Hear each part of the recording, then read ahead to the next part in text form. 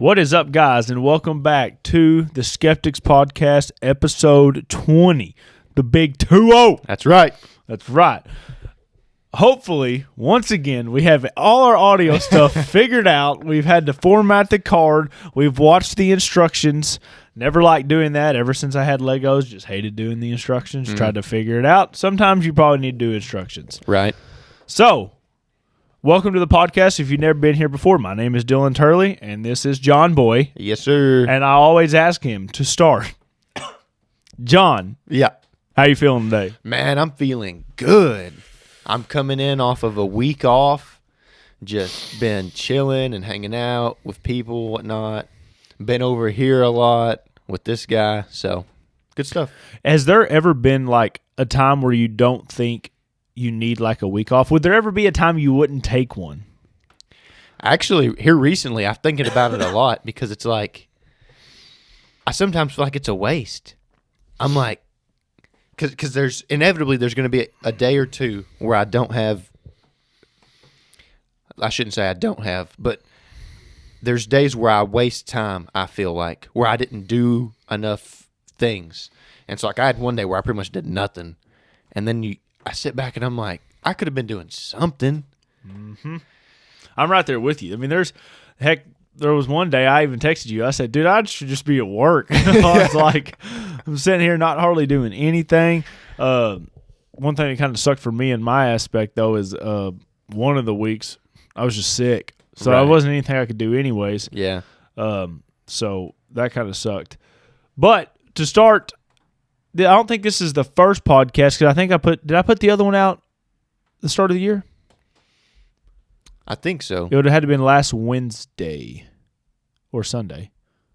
I can't remember. But so this is rather the first or the second of 2025. Guys, we made it, 2025. There's already been some crazy things happen. We've already talked about a couple things. Yep. There's some stories unraveling in a bunch of different places. Yep. We may or may not get into that today.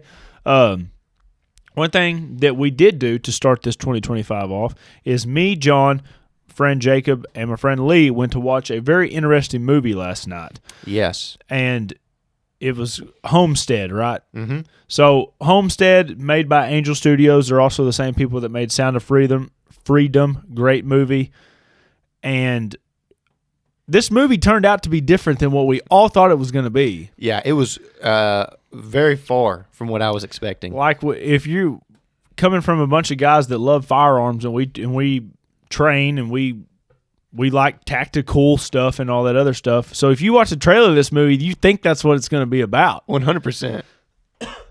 Now, granted, if you know anything about Angel Studios, I believe, is a Christian company, and they do input God into situations, which is cool. We all love that part. Yeah. This movie had it in it as well, but yeah, the whole movie was way different than what we all thought it was. Yeah. For sure. Did you, John, get a chance ever to watch Leave the World Behind?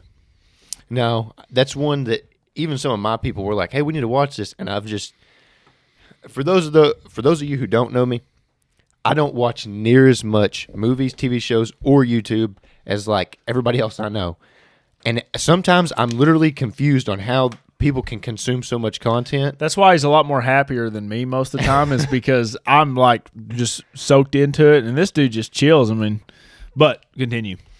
But so no, I did not get to watch that one. Did you hear anything about it, or I don't know if me and you ever had a conversation about it. Probably a little. We talked a little bit about it, me and you did. But another one of those movies that was essentially the world was going to like a apocalyptic scenario. Yeah. Essentially.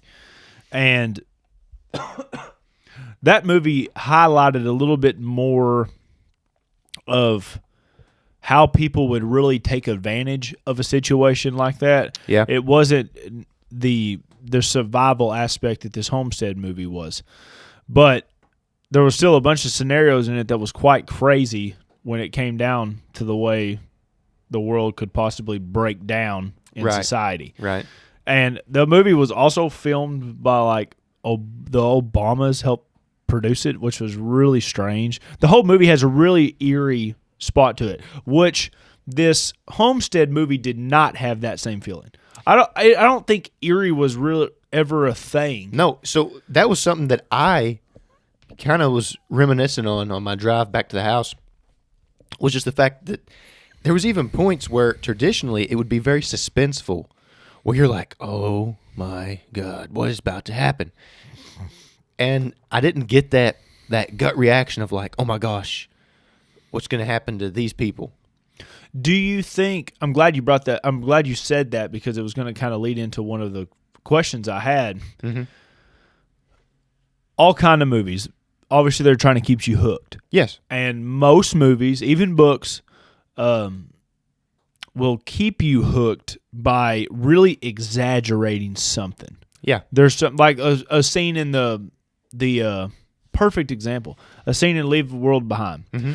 All the Teslas got hacked, and it was just like they just kind of went crazy. Like some of them would just drive into walls, some of them would drive into other cars, right? Some of them would try to hit people. I mean, it was just, even if you were driving, you didn't have no control of it. That's obviously exaggerated by a lot. Now, I'm not saying it can't happen, but I think it was just there for a cool movie suspense part. You're like, oh, that's interesting. Right. In this movie starts out with one of the women characters in it drives a Tesla. Yeah, yeah. And I think it's way leans more towards the realism part of the thing. Yeah. You just get somewhere, you don't have a way to recharge it and everything. We learned some new stuff too. Another one of our good friends, Jacob, one came with movies with us. He works on Teslas, and it turns out there is actually a mode in a Tesla that cleans the air. Yeah, he actually said it has a HIPAA filter on there, so it's supposed to clean, I guess that would be like maybe not biochemical, just maybe chemical agents. Yeah. Yeah, something like that. I don't know all about that, so. So the whole, without giving anything away, the whole premise of this movie is somebody made a redneck nuclear bomb, or radiation bomb, I guess you'd say. Yeah. And it went off outside Los Angeles. Yes. So the air is kind of contaminated to a certain degree and all this other stuff. But my question I wanted to ask you is it worth making a movie that's not going to be as exaggerated enough for the realism part? Because I felt like this movie was pretty real. I mean, I think it had a very realistic tone, and I think it depends. Because for that same reason, I was talking about it with Timmy earlier, I don't know if I will really remember this movie. As crazy as it sounds. That's where I have been so different in recent times. I really enjoyed it. I thought it was actually a pretty good film. No, I did as well. It's not the most memorable.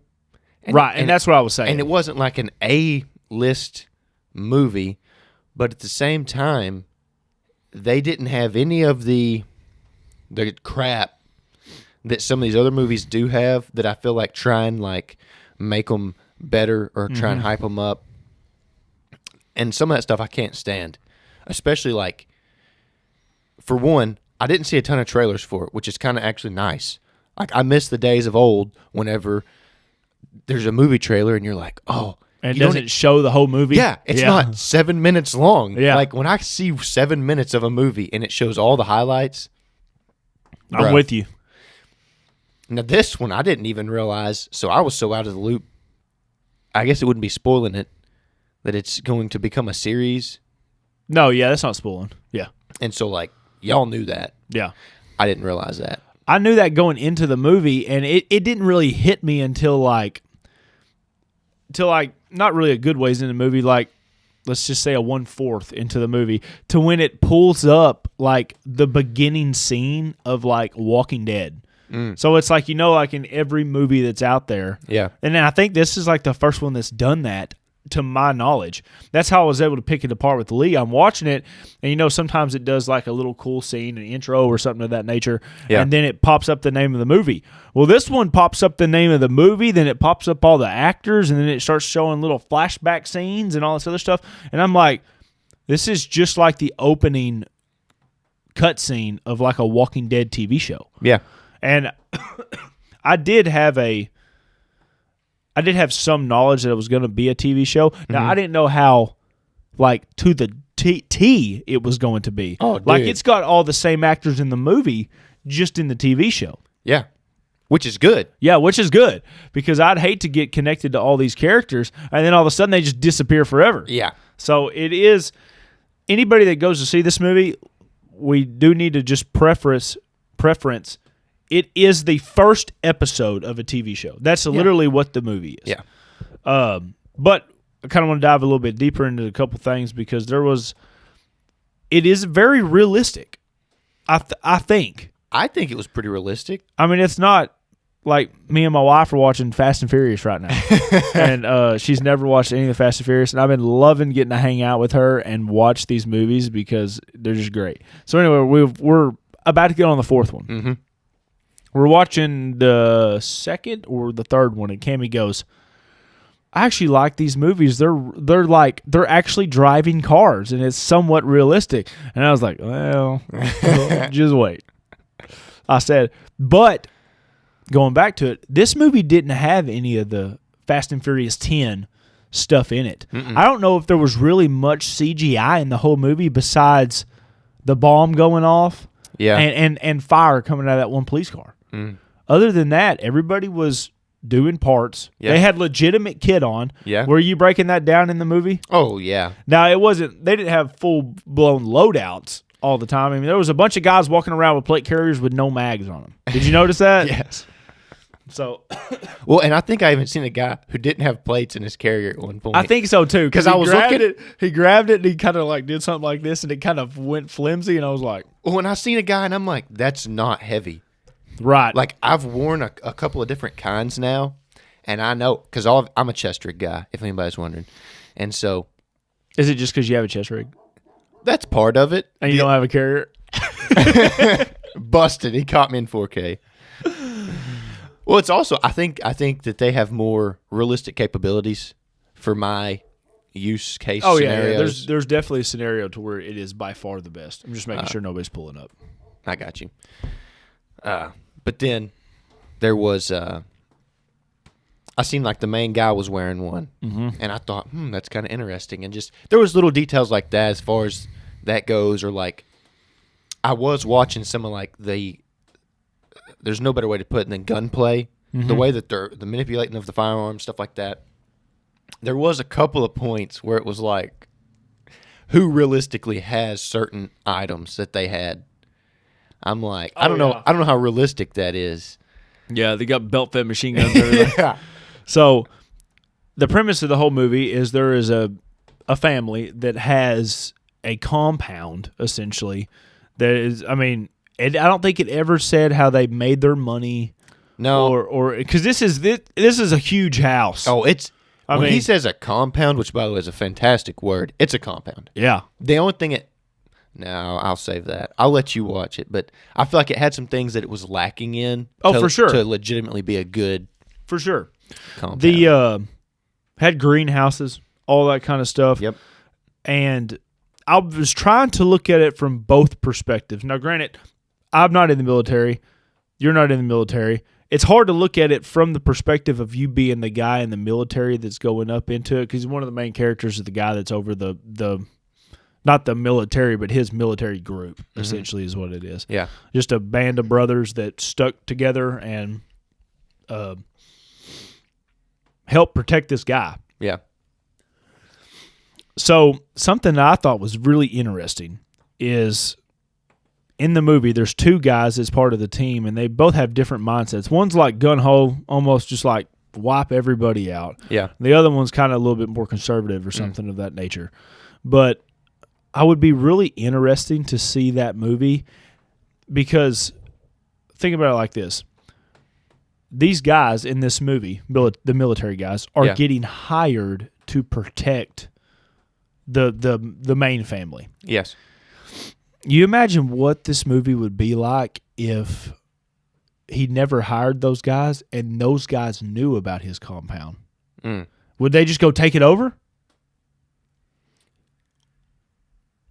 Potentially, yeah. I mean, it's a whole different, because obviously I think anybody could understand in an apocalyptic scenario, if you have goods, there's other people that want the goods. And it's not everybody's bad. Some people they're just helpless. I mean, there's plenty of people in this movie that just want food. Yeah, they just need help.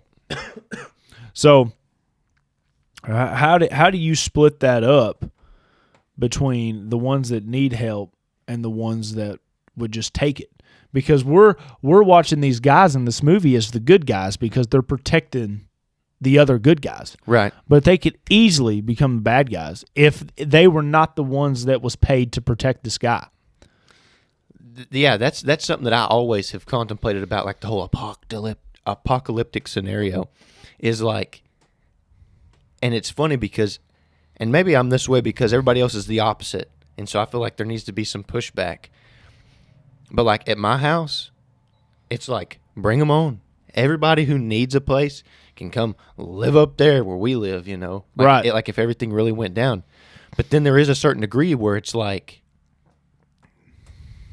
if you allow all these people in, you're going to have problems. You're going to have conflict. And you're even going to have people who want to either take the stuff from you, or when they show up after they've been there for a little while, they may make a plan of their own or whatever.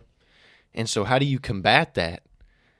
And so that's where that's the toughest part. That's where I separate myself, because I have no the way I see it is if you can stop a potential problem before it even gets started, that's a win. And there's only a couple of ways to do that. To 100% stop something, there's only a couple ways. Right. The one thing I did really enjoy about the movie, and I think it does press hard on the Christian value thing, and this is why I need to get you to watch Interstellar. It don't have anything to do with Christian values, but there's a part in it that resonates perfectly with this show or movie. And it is all the problems that Jesus ever solved was solved by love. Yeah. There was not violence in, correct me if I'm wrong, in really any way. I knew he flipped the table the one time. But I think if you actually read, supposedly, he entered with a whip. Yes. No, I understand that part, but for what? What was the entering the whip for? I don't think he struck anyone, did he? I think somebody got smacked. Really? Yeah. It says that in the Bible? No, I don't think it clarifies. It don't say anything about him striking anybody? Not that. Well, I haven't got there yet either. Oh, I know in the trailer, it shows him walking up with a whip. Yeah. But from my knowledge, I don't think it's ever said he struck anyone. Well, I don't think anybody ever wants to depict Jesus in that way, but I don't think, I do think he, I don't like to use the word ruled, but ruled or led with a very, what's the right word? Very strong and very like cut and dry. There was no deviating for Jesus. And he has to show you not only how to be a person who has love and compassion, but you also have to be strong and stand for what you believe in. Right, but I don't know if he thinks violence is the way to that. Like even in any case. But what if that's the only way to get your point across and not... I don't think that would be the way he gets his point across, though. I don't know. I think in that situation it could have been. Because without a way for him to defend himself in that kind of situation... Okay, well, we're different now. Yeah. Defending yourself is completely different. Well, I think that may be what he used it for, though. To defend himself? Yeah. Because he had a timeline, very specific. Right. That a prophecy to fulfill. But he knew that timeline. I don't know if he knew the exact. No, I'm not saying he knew the exact date, but he knew what he had to do. Right. So and he if knew that wasn't going to be his day. But it didn't matter though. He had full faith in God because he is God. God's going to get him where he needs to go. I know, but I'm actually kind of interested in why he brought the whip. Because from my understanding, I don't think he ever said he struck anybody with the whip. Now maybe why would you bring one then? It's a good point. I don't know. That's what I'm saying. I have no idea. But I would lean a little bit more towards what you said, like he's there to protect himself, because like I carry a gun everywhere I go, but I don't carry it to shoot people. Well, that's what I'm saying. I carry it to. I'm not saying that he went in there with the intent to hurt people. It's Jesus. He's not. Right. He's not here to just like be an oppressor. Right. He's there to set people free and to help people. And so that's why I like to look at it in a way of like a protector. He's going to protect himself. He's going to protect his friends. I agree. I agree with you, but to a certain point, they're already protected. Like there's, I know, one part where they're all getting stoned.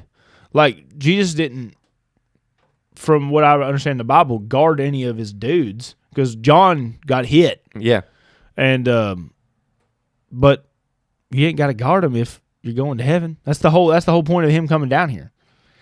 It's him being like, "Hey, brother, this life ain't all it."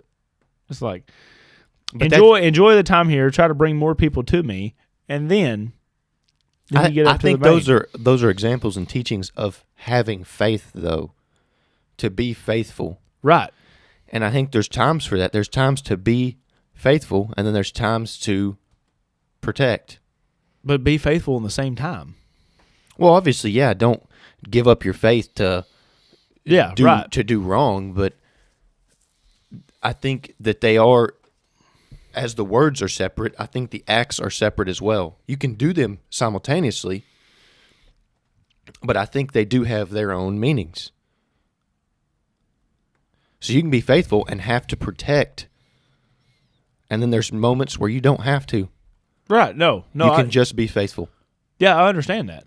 Now, like I said, I think if he did bring it in there to protect himself, I don't think he had to use it. I would have. I mean, you give Jesus a Glock and let him go in somewhere and let him really pick apart when's the best time to use. But this. I think that's where it's different, though. He didn't take a sword, right? He didn't take a device for killing, right? So a whip isn't designed to kill, right? So, what does that say though? It's meant to drive. It's something to drive. He's driving these people out. But that's not his goal, brother. His goal is to bring people in, not to drive them out. Not whenever he showed up. When he showed up to was it not a temple? No, it was a temple. Okay. And what's the temple for? Is it for selling goods and bartering and doing stuff that's not holy? Is it? Are you there? These people were there to sell out of greed, but there was also people just selling there, brother. I don't think they were selling just all out of greed. I mean, not everybody in that building was bad. Why did he drive everybody out then? I think he drove the what's the word I'm looking for here?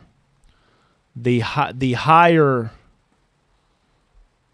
not really. I guess higher end. Mm-hmm. I guess, and when you I say like in every movie you take the leader down, then all the followers go with him. Mm-hmm.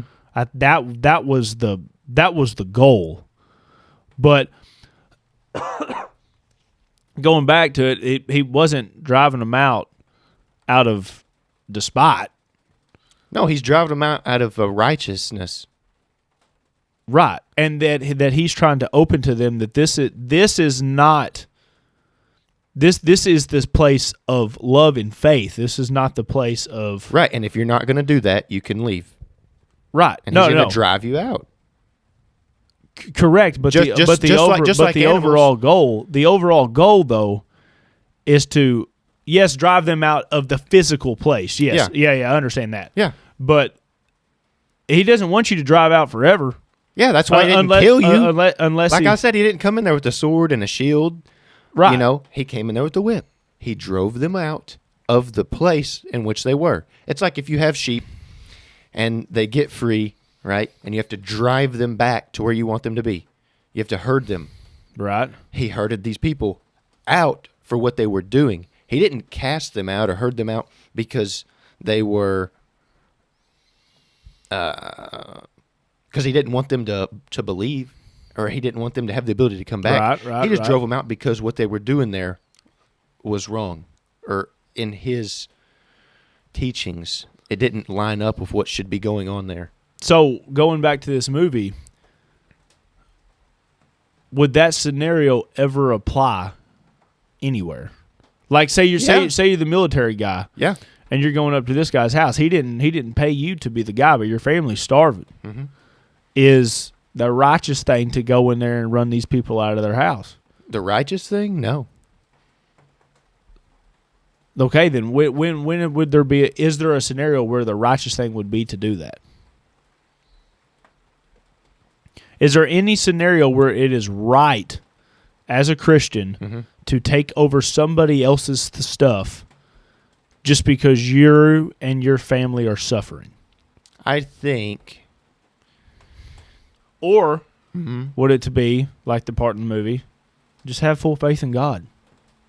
Try to be the good guy. That's really the leg to stand on if you can. But I think if you're out there and you're really down bad, your family's legitimately starving, and you've exhausted all other resources to try and take care of them, and you know that there's some dudes down the street who are, for a lack of better terms, bad guys. Let's say that they... Okay, say they're not bad guys, though. Say they're good guys. Well, then try to work it out. Right. So in the case that they're always being good guys, the scenario is... But there's not always good guys. And there's a lot of bad guys. And there's going to be people who are killing just to kill. No, right. I don't think that's that high, though, actually. I'm talking in an apocalyptic scenario. I still wouldn't think it was that high. I think it's very high. For people just to kill? Yeah. I think... Remember when all the rioting and looting went on a few years ago? Yeah, there were people who traveled from other states just so that they could go riot and loot. It was proven. Like they found riot and loot is different than killing someone, brother. Yeah, but there ended up being a lot of people who got hurt in the middle of that. No, I agree. There was a lot of people who were shot, stabbed, etc. I agree. And so they went up there seeking out bad intentions due to something they believed in. That's what we're told, at least. Right. I mean, if you supposedly, if there's something you believe, I mean, if there was something to the point that you believe in, just like the guy that the New Orleans guy. I mean, if he truly believed in the whole ISIS thing, I mean, we deem it as evil, but they don't. They might just be like that. Seems to be a very big overlying umbrella here recently. It is what people believe and what you deem this or that. That's what I was listening to, that S2 Underground Intel update, and that was something that he had talked about, is he tries to tread lightly, he said this, around this topic because he knows that there's a lot of, like, faith-based and this and that type of things going on, and so he's trying to look at it strictly from a information standpoint. He was trying to look at it like, what occurred, what do we know about it? Not like, he didn't walk in there and be like, okay, so this guy was wrong. He's part of ISIS. ISIS believes this. He said, supposedly, he has an ISIS flag. And from the way he described it, it almost made it sound like this guy had homemade one, and he was even kind of skeptical about that. And so he's waiting for more information to come out to hopefully get a better picture. And he did even talk about, though, in there, that the best you can hope for in life is like 80% truth. He's like, the search for 100% truth on anything is really, really hard. Right. He said, and nowadays, with the type of narratives that different companies are trying to push, you're lucky to get 20% of the truth out of like big media and stuff. Right. So, well, how do you make that better? Is there a way to make that better? Dude, I think it's listening to these smaller time stuff. No, I agree with you. Guys like him, guys like the Sean Ryan show, which is big now, but at one point he wasn't, big. Well, at one point nothing was big. I know, but you get my point. Yeah. No, I follow you 100%. And then, like, I even sent you another video, and so that's the thing, is if I can listen to 15 videos from 15 different people, and they're all combating what each other are saying, one person publishes something, and then everybody else has something to say about it. Right. That helps me to form a better conclusion. And I guess that's what I'm getting at, is you're going to have to try and put in a little bit of work yourself if you want to. But would you the hardest line to run on anything? I mean, if like you were talking about the riots and everything, if we're talking about this movie, apocalyptic movie, and all this other stuff, is, on a lack of better terms, where you run the line between being the good guy, the bad guy, and the good and the evil. So I'm not just saying this guy was evil because he ran an ISIS flag. Right, no. You just taking innocent people's lives for no reason. Right. I mean, no, I agree with that. Going back to the old days, I mean, the dude died with no honor of nothing. I mean, of anything. It wasn't like he just, some dude out there beat his wife when they were 21 or something, and he's getting revenge on him. There's not even anything of that. It's just him just running right through. So having to fight that line, now you amp it up to a 10 where you're hungry, you're thirsty, you have a family that you're probably going to have to try to find some way to feed. Yeah. I think that runs to the whole now when times are good, that's why you be a good person. Yeah. Because you want those people on your side. And it might not even be like you're friends with a big rich guy and then he's going to let you into his compound when the world goes to crap. I'm not saying that whatsoever. Right. I'm saying, though, if you're out there trying to survive and then one day, just out of the blue, and you don't think about it whatsoever, some help comes and it's that guy. He's like, I remember you and you helped me and you're a good guy. Right. I mean, the biggest thing about any kind of community, anything, the people you want in the community are good people. Yeah. Who was it? I was listening to it today, and it was talking about being, we talk on here a bunch about being the good guy, being the hero, and everything. Yeah. And it was some guy, I think it was on Joe Rogan's podcast, and I heard from another podcast, was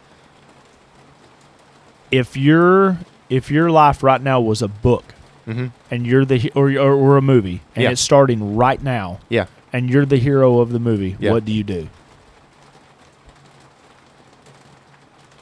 This guy was saying, in any instance of life, if it really especially gets complicated, he thinks to himself, if this was a movie and I was a hero, what would I do in this scenario? And most of the time, if we're trying to be heroes, what is the right thing to do? Right. And you ain't going to be able to get it right all the time. No. By no means. But it's funny you phrased it that way because that's a way I like to look at my life in general, is because like certain things happen and I'm like, this is this kind of stuff that happens in movies. Like, all the time. Like I can't even believe this is happening right now. And so I find that really interesting, but kind of trying to tie it all up, what we was talking about, how we got to this point, is just that's the hard part of it all. From either a faith-based standpoint or just being a good person versus a bad person standpoint, whatever lens you want to look at it through, you have to realize, one, that your actions affect other people's lives, and you have to legitimately keep that in mind, because I think we get so caught up in the fast-paced style that we live in. Yeah, and the me. Yeah, and like you heard about these attacks down in New Orleans. Like, those were real people. Yeah. And that affected real people. Oh, yeah. And that is that's the hardest part of it all, and really sucks. And those are like our fellow Americans. Right. And so looking at it through that lens, that's where you have to really stop and think about it, is the choices I make affect other people. Oh, so yeah. How are those choices going to, how can I think about this in a way that's going to better? How can I better help people if I can? Right. It's just like, picking the good guys can be hard, but it can almost be easy at the same time. Yeah. The analogy that I always use when talking about if people ever ask you, and I could be wrong on this. I'm not saying I'm right. I'm just saying this is the analogy that I use all the time. If somebody ever asks, are you going to heaven? Mm-hmm. And I always look at it like, imagine you're Jesus, and I'm a person. Yeah. And my time's coming to an end. Mm-hmm. And I think I should go to heaven. And we're just going to use heaven simply as an example of a house. Okay. And I walk up on that door, and I knock on that door, and Jesus opens the door. You open the door. Yeah. You're Jesus right now. I'm just a guy. Okay. I walk up to you, and I said, hey, I think I need to get into heaven. Mm-hmm. Or, regular terms, the world's going to crap. I think I need to live in your house. What do you say? Complete stranger. If I'm playing the role of Jesus, And the role of John. and the role of myself, Some guy walks up to your house where you live right now. World's going to crap. It's just you, your family. Never seen this guy in your life. Might look a little sketchy. Not as really that healthy. And he says, the world's going to crap. I think I need to live with you. What do you say?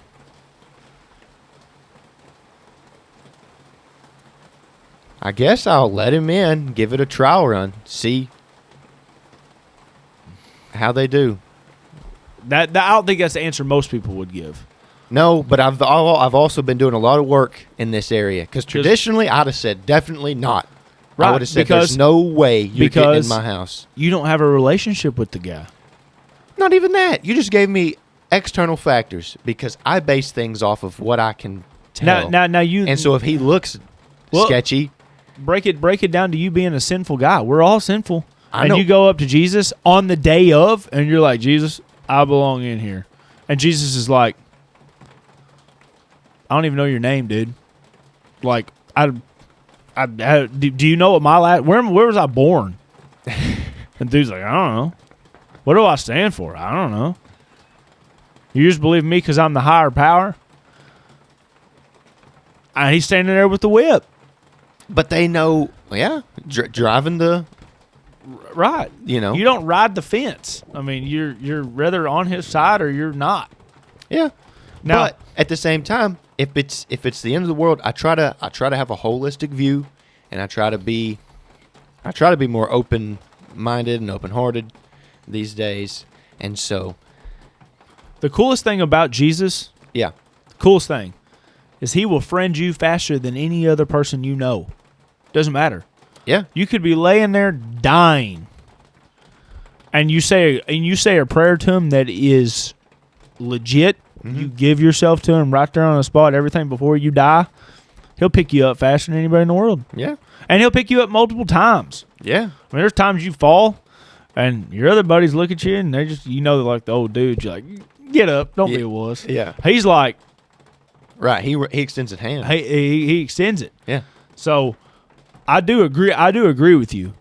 If someone came up to my house and they said that they needed help, I would put my faith in God that I'm going to try to be like him and try to help that person. Now, I'm not saying, like, if you don't have another way to do this, then God bless you. Good luck.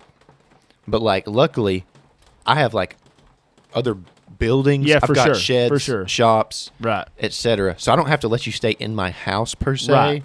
unless I was wanting to keep an eye on you. But then that doesn't show trust if that's something you're trying to build. But right. you do have to look at it realistically, like if they showed up today versus if it was an apocalypse scenario. If it's an apocalypse scenario, I mean, they may look beaten down because they are. For sure. Oh, yeah, you tired, wore out, hungry. Yeah, they may have hiked 10 miles and then wound up at your doorstep, and it's like, hey, dude, I just hiked 10 miles.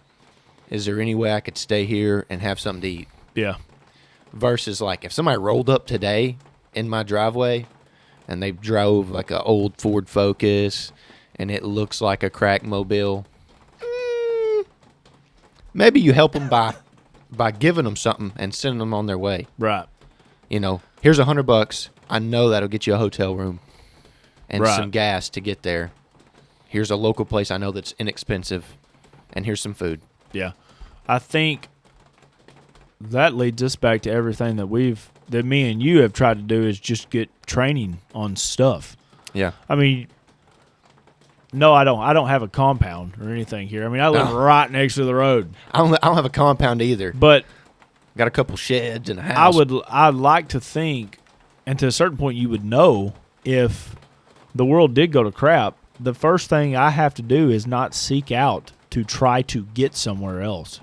I know how to kill something. Mm-hmm. I got other people in my circle that knows how to skin stuff. Mm-hmm. I got people that know how to plant stuff. It's got now we don't, like I said, we don't have a big compound. Right. I said, but we have somewhat of a community that trust each other, and that's when your trust is really going to be on the line. Well, and I think that's the key, though, and that's something that it's been on my mind quite a bit. And it's funny how these things work. It seems like they kind of just fall into line as they're supposed to.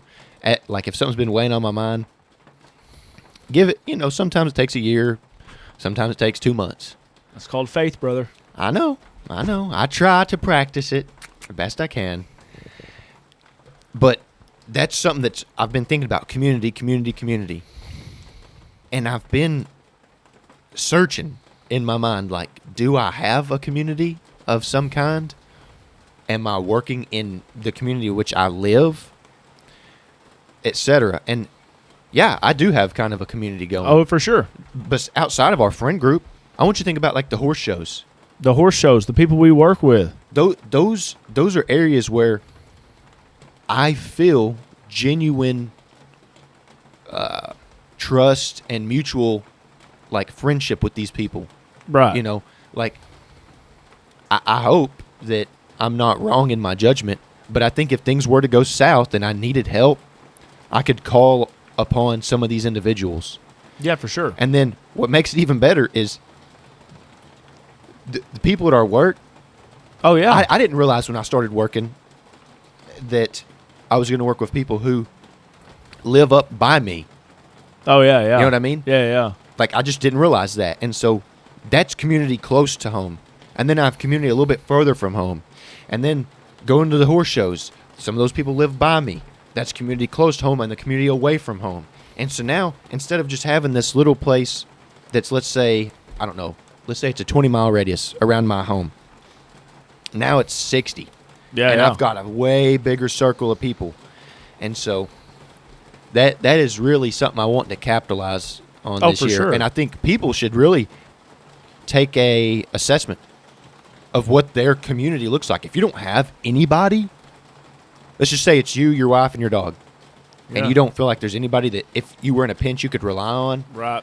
You really need to take assessment because it could be as simple as your truck breaks down. Oh, yeah, for sure. Oh, and I know somebody who lives 5 minutes down the road.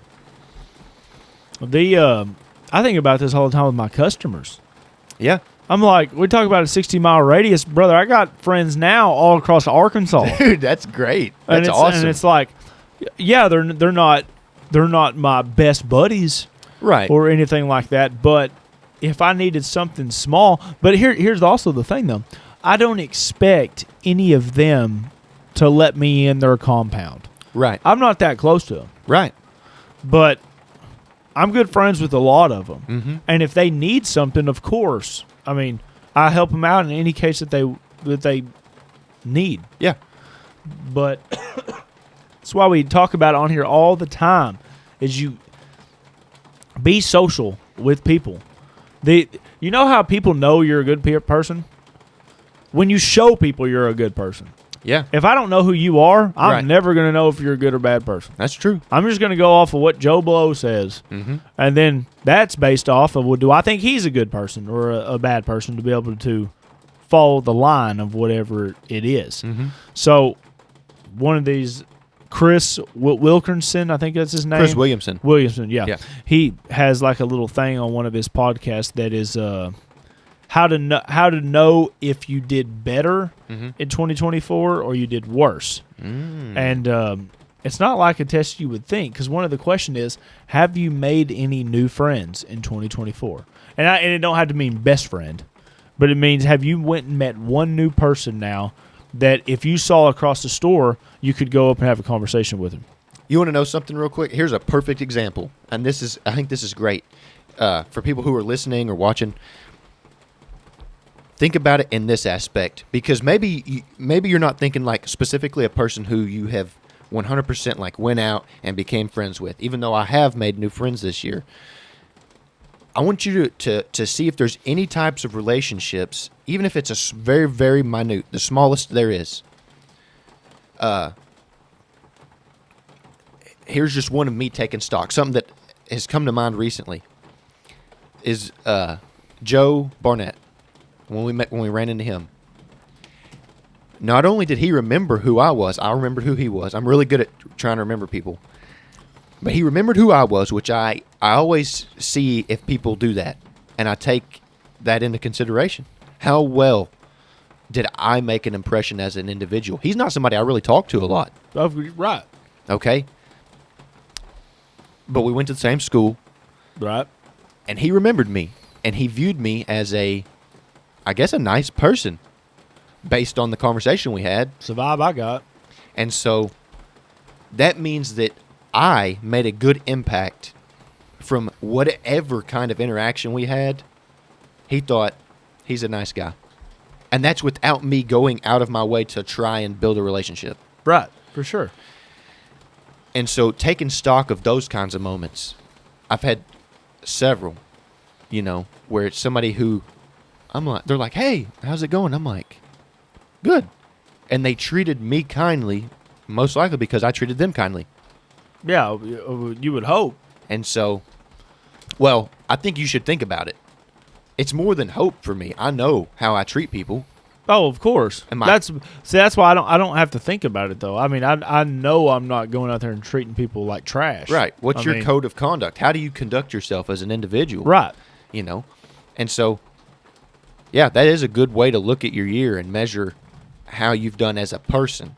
Yeah, because obviously you're going to feel if you've never made any big significant amount of money, you'll feel something when that happens. Yeah. But coming from somebody that has not made $100,000 yet, yeah, I think I could probably already tell you when that day does come, it's not going to be near the amount of effect as it would be if I literally went out there and made a new relationship with somebody. Yeah. That's like the coolest thing about doing this whole podcast deal and forever. Mind you, like right now, guys, we don't get paid for nothing. We just do it. Yeah. But we didn't start the whole thing to get paid. No. One of the biggest reasons that I started the thing, 2 reasons, is you're always willing to learn something. Yeah. There's so many people out there that know so much more than you do. Yep. And you get a chance to learn it all now. And the second thing is make relationships with people. Because then, dude, it opens so many doors to other relationships. It's not even that it opens doors to money or anything like that. Money will come and go. It always does. Yeah. No matter what. Just like you. You come and you go.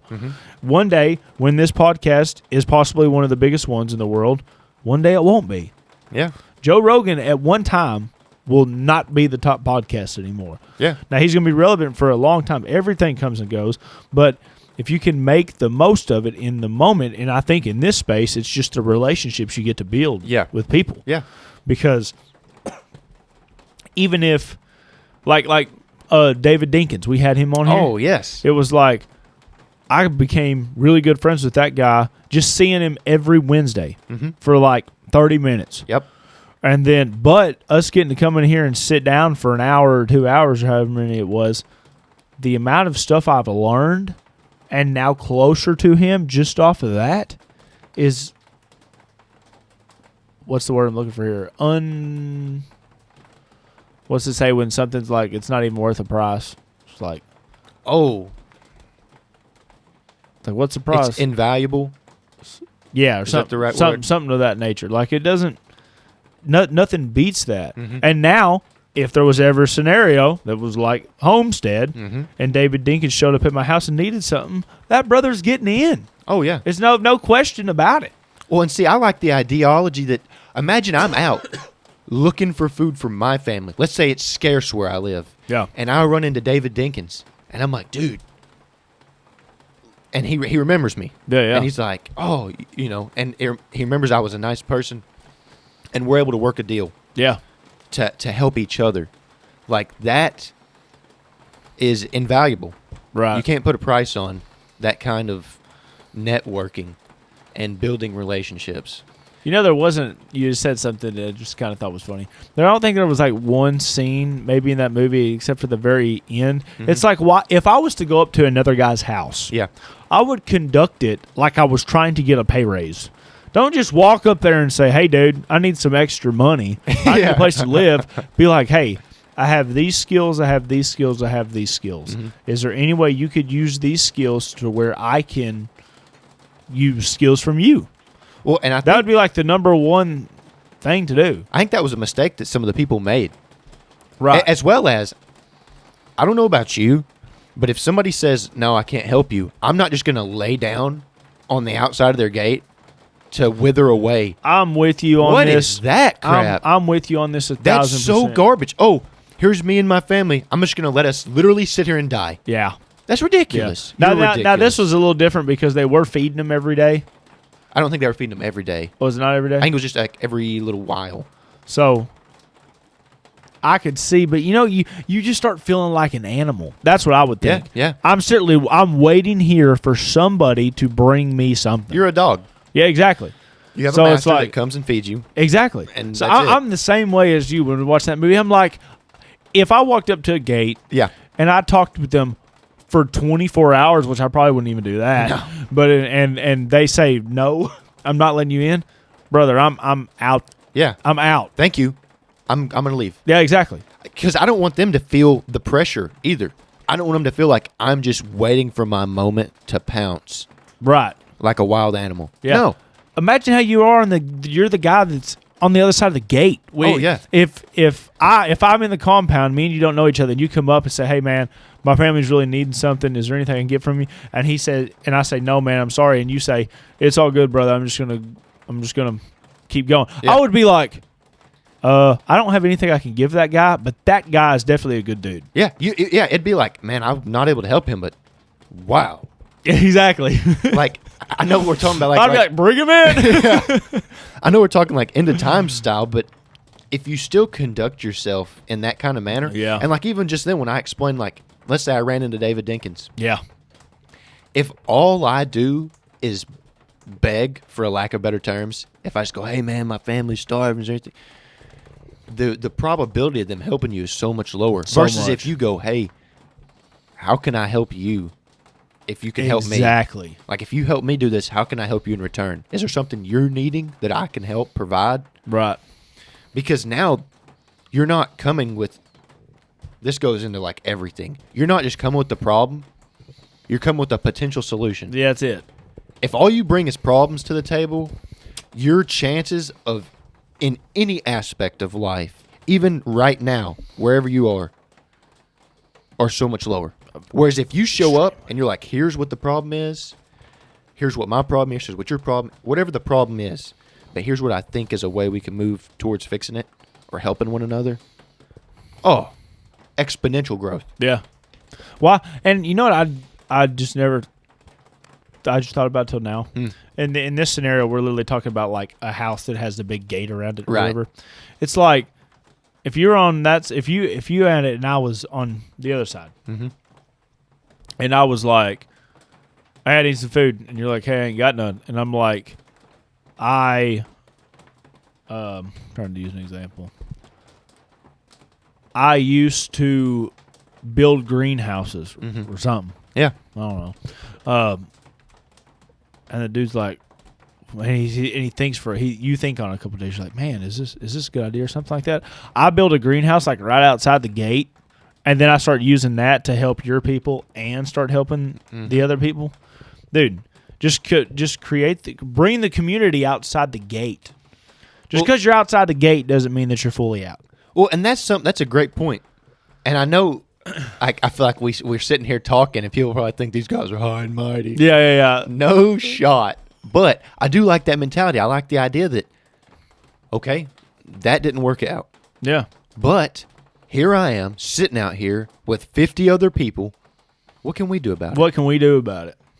And now, let's say you start your own little community. That's right. A mile down the road. And now you can work together. That's it. This guy's like, hey, look, I know I didn't let you in, but we don't have water. We don't have clean water right now. Yeah. I heard that y'all have the ability to clean water, like on a bigger scale. Is there any way that we could, like, give y'all food in trade for getting us some water? Yeah. Yeah, sounds like a great plan. And now you've got some kind of, like, That's it. friendship going. And then, see, the whole thing of that goes back to what we talk about all the time is you have to have faith that the person on the other side of the gate, just because they're on the other side of the gate, doesn't mean they're a bad person. Right. They got to protect their family just like you do. And they're scared just like you are. Yeah. So if I walk up to you and you're on the other side of the gate living high and mighty, I can't walk away from that gate and say, that guy's a bad person. I'm coming after him when I can. You can't say that. You got to be like, dude, that guy's got his stuff going on right now too. He was more prepared than I am or whatever. Yeah. Sometimes you got to suck it up and take responsibility for it. And then you go out. Just like you said, it's a great idea. You know who else all has the same mindset you do? All the people outside the gate. Yeah. So you get all them. Yeah. Say, hey, we're gonna go do this. And I'm not saying you can plant a tomato in 2 days. Right. I'm saying, but you can start somewhere, and you're gonna you imagine having no other choice, but you have to start. I'm outside this gate right now, just waiting, like we were talking about. Why the heck are you waiting? Do something. Yeah. And it's like you rather go nowhere or you go somewhere easily. At that point, how do you go backwards? If you're outside somebody's gate begging for food, how do you go backwards? You can't. Exactly. But so many people, I think, get hung up right there, and they don't know how to move forwards. And that's where I think they need an individual who can help in that area. And I think more people need to think like that, because if you're sitting there and you're just going, oh, man, this really sucks. What am I going to do for my family? And there's 100 other people, 50 other people, 25 other people, the smaller to the large, 5. And they're sitting there thinking the same thing. That helps no one. Right. Literally nobody. And so eventually you're just going to be your own demise. It's like when we watch this movie and other movies like this about somebody that's got it going on.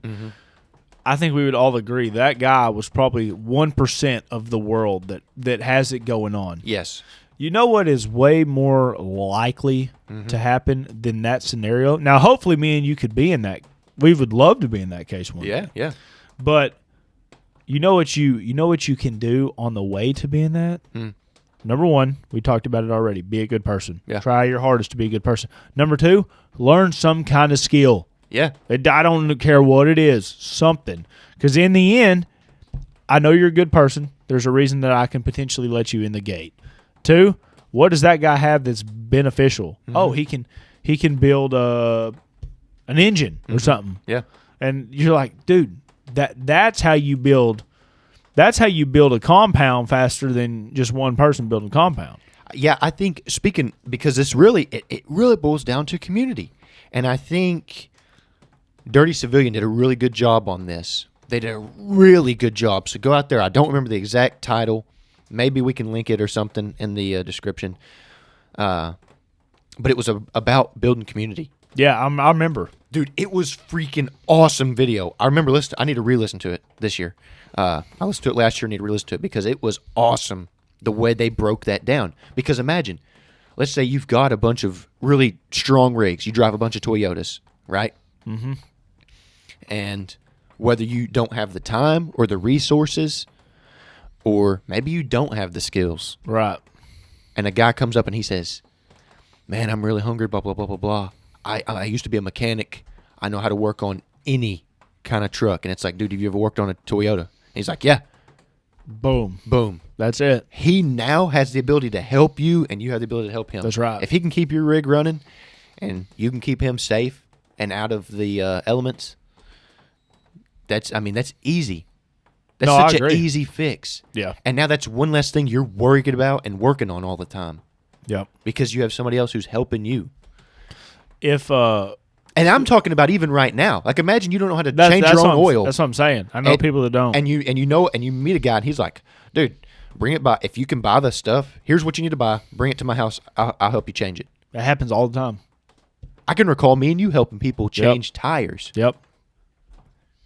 So, Change tires, put lift kits on. Yeah. I mean, all kind of stuff like that.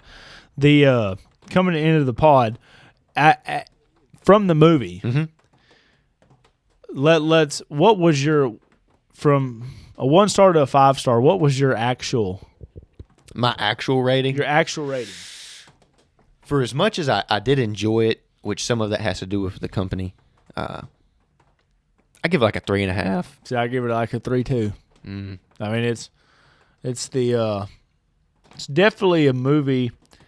If you're a prepper, that's your kind of movie. Oh, that's your kind of movie. That it's not technically like a gun guy. Yeah. But if you're some guy that preps and everything like that, and it's a Christian movie as well. Yeah, yeah. It doesn't feel like one, really. They did a really good job. Until a certain part. Yeah, there was a certain moment where it's like, okay.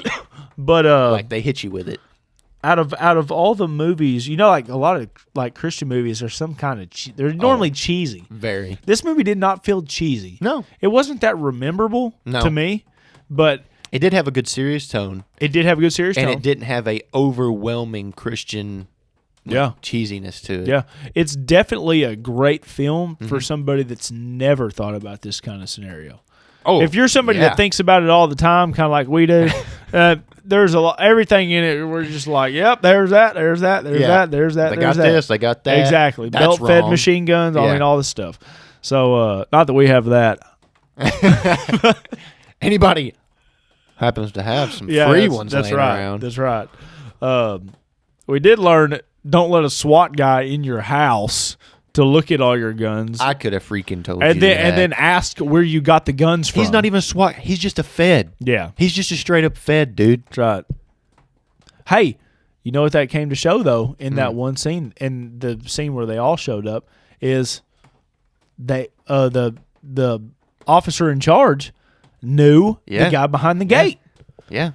So get out in your community. That's it. Get to meeting people, shaking hands, kissing babies, as I like to say. Next time you get pulled over, shake the officer's hand, get his name. Yeah, and hopefully they're a cool one. Yeah, that's the tough part. I've had some cool ones, and I was like appreciative, and I said thank you. If you're a cop, be a cool cop, please. It's that easy. You don't have don't roll up to my truck and like start yelling. Yeah, exactly. That does nothing for me or you. So no, I'm with you, dude. Just go out there and try to build the community. That's a great movie to show that. Yes. And like I said, it's a family movie. I don't think there's anything in it that's just outrageous or anything. No.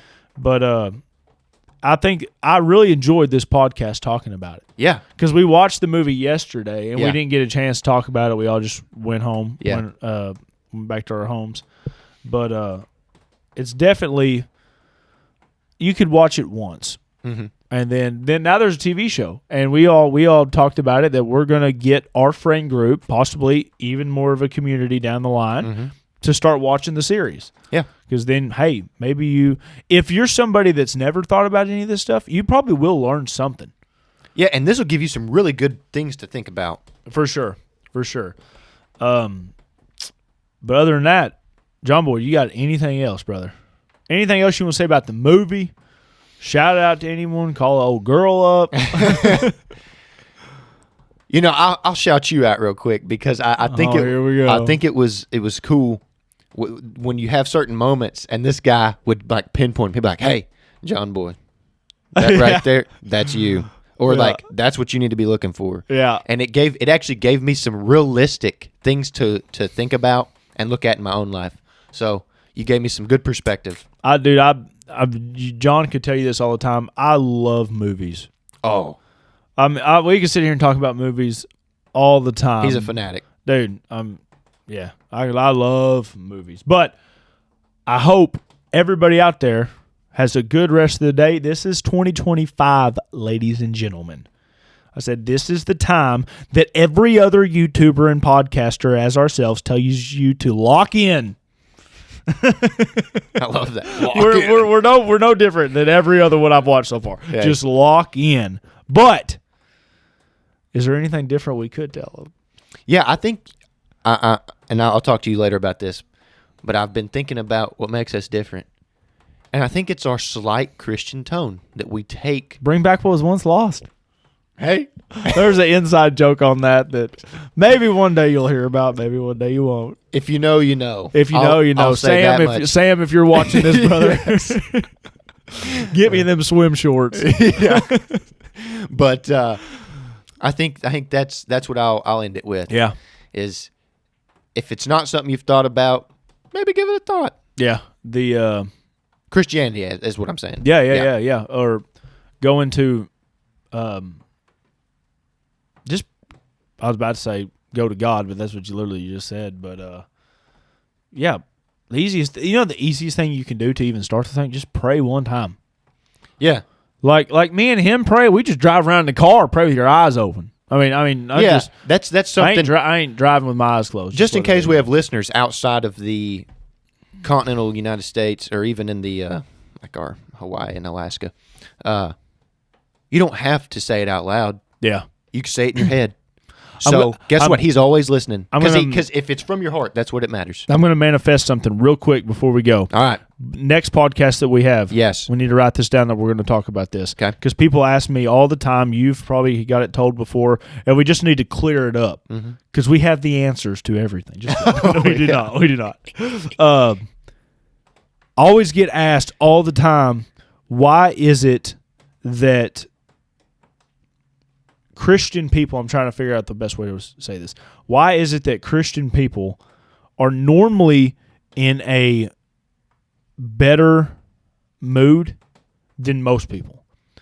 I think I've heard that a lot, especially when it comes to me. Now, granted, you know me, I don't really get upset about a whole lot of things. And people's like, well, don't ever get mad at anything. How do I get like that? But I've heard the same thing on Christians. Why is it Christians think that? Why does it nothing bother them more than other people? It seems like this is an interesting take. I'll be glad to talk about very, this. very interesting. So let's remember that, guys. I hope everybody out there has a great day, great year. Yep. Let's make today worth it. And this will be Skeptics Podcast number 20. Yep. So we got a big stuff planned for the rest of the year. We got some guests that's going to be coming on sometime soon. Hopefully y'all stick by. If you want to like and subscribe, that'd be great. If you don't, let me know in the comments why, and I will comment you back because I love comments. Oh, he's in there. I'm in there. All right, later, guys. Later.